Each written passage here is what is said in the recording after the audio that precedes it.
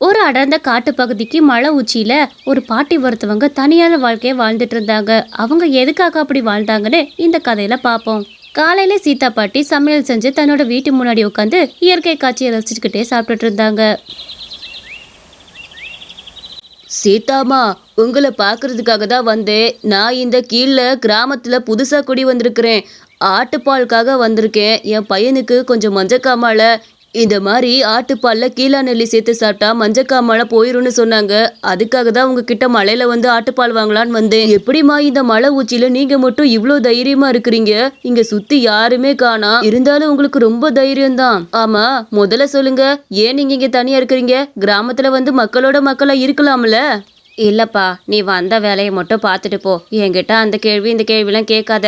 நான் சொன்னா அது ரொம்ப முட்டாள்தனமா இருக்கும். அது யாருக்கும் பிடிக்காது. அதனால எதையுமே நான் சொல்ல விருப்பமும் கிடையாது. உனக்கு ஆட்டுப்பால் தானே வேணும்? நல்ல ஆட்டுப்பாலாக உனக்கு நான் எடுத்து கொடுக்குறேன். பையனுக்கு தினம் தினம் வந்து மலையில் வந்து வாங்கிட்டு போ. அப்பதான் கொஞ்சம் சரியாகும், புரியுதா? சரிங்கம்மா, நீங்க சொன்ன மாதிரியே நான் செஞ்சுக்கிறேன். எதுக்கு உங்களுக்கு விருப்பம் இல்லாததை நான் கேட்க விரும்பல. சரி, எனக்கு ஆட்டுப்பாலை மட்டும் கறந்து கொடுங்க. நான் சீக்கிரம் போய் என் பையனுக்கு கொடுக்கணும். சீதாம்மாவும் அந்த ஆட்டுப்பாலை கறந்து வந்து அவங்களுக்கு கொடுத்தாங்க. இந்தாப்பா, இது நல்ல ஆட்டுப்பால். சீக்கிரமே எல்லாமே பட்டு போயிடும். எடுத்துட்டு போயேன்ன. காலையிலைக்கும் நம்ம ஆட்டுப்பால்ல கீழே நெல்லி போட்டு நம்ம பையனுக்கு கொடுப்போம். அப்பதான் அவனுக்கு கொஞ்சம் கொஞ்சமா சரியாக ஆரம்பிக்கும், புரியுதா?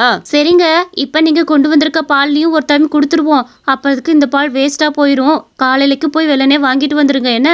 நல்ல வேலைம்மா, ஆட்டுப்பால் எங்க கேட்டுமே கிடைக்கல. அந்த பாட்டி எப்படியோ கறந்து கொடுத்துட்டாங்க. நல்லவங்களா இருக்காங்க. ஆனா அந்த மலை உச்சியில ஏன் இப்படி தனியா இருக்காங்கன்னு தான் தெரியல. சரி வா, உள்ள போகலாம்.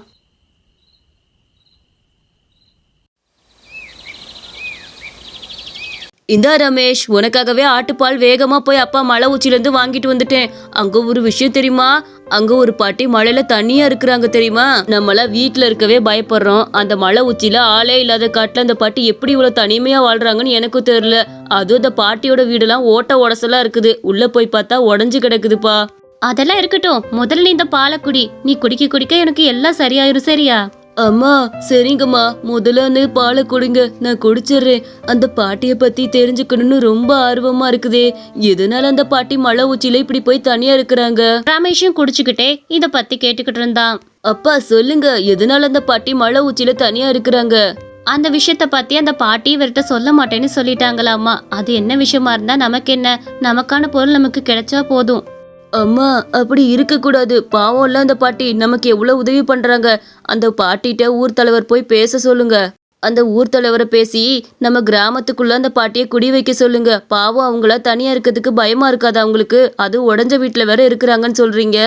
சரிப்பா, நம்ம அதெல்லாம் அப்புறம் பத்தி பேசிக்கலாம். அப்பாவை கண்டிப்பா நான் போய் பேச சொல்றேன்னு நீ கவலைப்படாம இரு. அவங்க அப்பாவும் ஊர் தலைவர்கிட்ட இதை பத்தி பேசலாம்னு நினைச்சாங்க. ஐயா, ஐயா, கொஞ்சம் வெளியே வரீங்களாயா? உங்ககிட்ட கொஞ்சம் விஷயம் பேசணும். வெளியே வரீங்களா? அடடே வா விரும்மாண்டி, என்ன இந்த பக்கிட்டு? இப்பதான் கிராமத்துக்குள்ள புதுசா குடி வந்திருக்கேன்னு கேள்விப்பட்டேன். எங்கிட்ட நல்லா இருக்கணும்ப்பா, அது போதும். என்ன விஷயமா வந்த?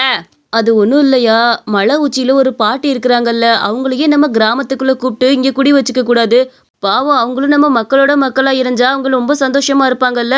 அந்த ஓட்ட உடசலான வீட்டுல ரொம்ப கஷ்டப்பட்டுட்டு இருக்கிறாங்க. நீங்க தான் அவங்கள எப்படியாவது கூப்பிட்டு நம்ம கிராமத்துக்குள்ள வர வைக்கணும். நான் கேட்டு பார்த்துட்டேன், அவங்க எந்த பதிலும் சொல்லலையா. பாவம் இல்லையா, வயசானவங்க என்ன பண்ணுவாங்க, கொஞ்சம் கூப்பிடுங்க. இல்லப்பா, நாங்க எங்க கிராமத்துல இருந்து எத்தனையோ தடவை கூப்பிட்டு பார்த்துட்டோம். அந்த பாட்டி கீழேயே வர மாட்டேங்கிறாங்க. காரணம் என்னன்னு சொல்ல மாட்டேங்கிறாங்க. சொன்னாலும் அது முட்டாள்தனமா இருக்கும் அப்படின்னு சொல்ல மாட்டாங்க. என்னவா இருந்தா என்னங்கய்யா, ஒரு தடவை போய் கூப்பிட்டு தான் பாருங்களே, போங்க ப்ளீஸ், எனக்காக. அந்த ஊர் தலைவரும் அவரோட பேச்சை மதிச்சு அந்த பாட்டியை கூப்பிடலான்னு மலை உச்சிக்கு கிளம்பினாரு. எம்மா எம்மா, கொஞ்சம் உங்ககிட்ட பேசணும், வெளியே வாமா.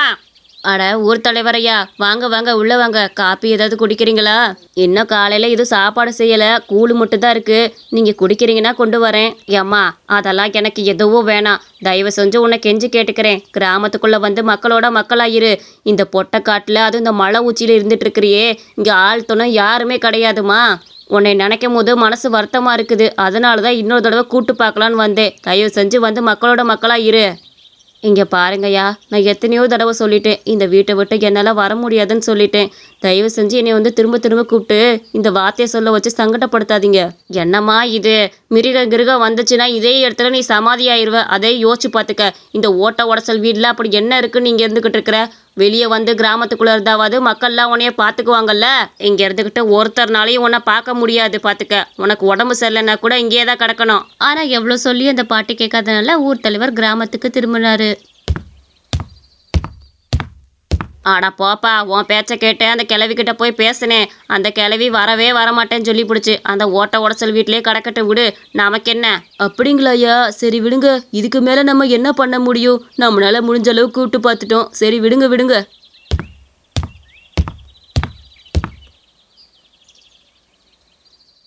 இங்க பாருப்பா, நைட்டு வேலையா நானும் அம்மாவும் வெளியே போறோம். நீ தான் வீட்டுக்குள்ள பத்திரமா இருந்துக்கணும். தயவு செஞ்சு கதவை சாத்திட்டு வீட்டுக்குள்ளே இரு, வெளியே வராத என்ன? சரிங்கப்பா, நீங்க போயிட்டு வாங்க பத்திரமா. நான் வீட்டுக்குள்ளே இருக்கேன் என்ன? அம்மாவும் நீங்களும் சாப்பிட்டீங்க தானே? ஒழுங்கா சாப்பிடலைன்னா சாப்பிட்டுட்டு போங்க. இல்லப்பா, நாங்க சாப்பிட்டுட்டோம். நீ சாப்பிட்டுட்டு வீட்டுக்குள்ளே இரு, எங்கேயும் வெளியே போயிடாத. அம்மா அப்பாவும் வெளியே போயிட்டாங்க. இந்த நேரத்துல தான் அந்த மலை உச்சியில இருக்க பாட்டியை சந்திச்சு அவங்க எதுக்காக அங்கிருந்து வரமாட்டேங்கிறாங்கன்னு கேட்டே ஆகணும். வேலையா இன்னைக்கு மலை கிளம்புறேன்.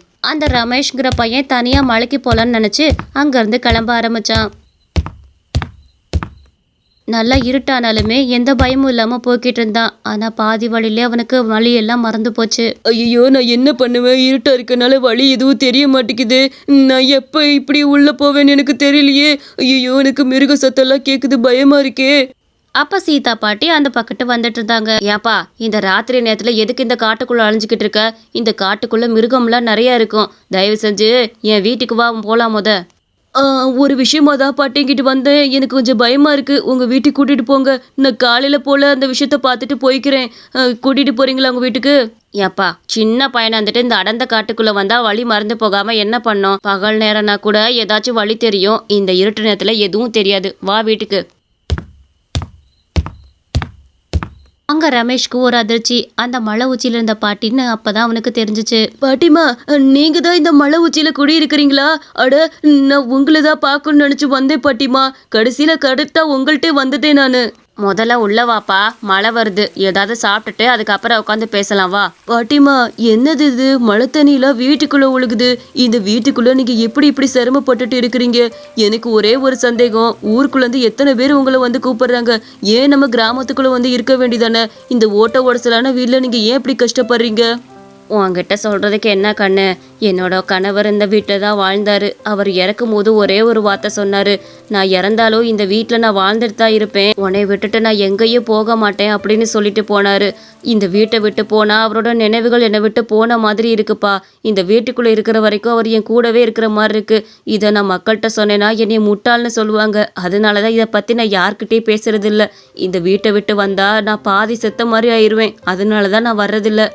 எவ்வளோ கஷ்டப்பட்டாலும் பரவாயில்லன்னு இந்த வீட்டிலே இருக்கிறேன். பாட்டிமா, நீங்க அந்த தாத்தா மேல எவ்வளவு அளவு கடந்த அன்பு வச்சிருக்கிறீங்க.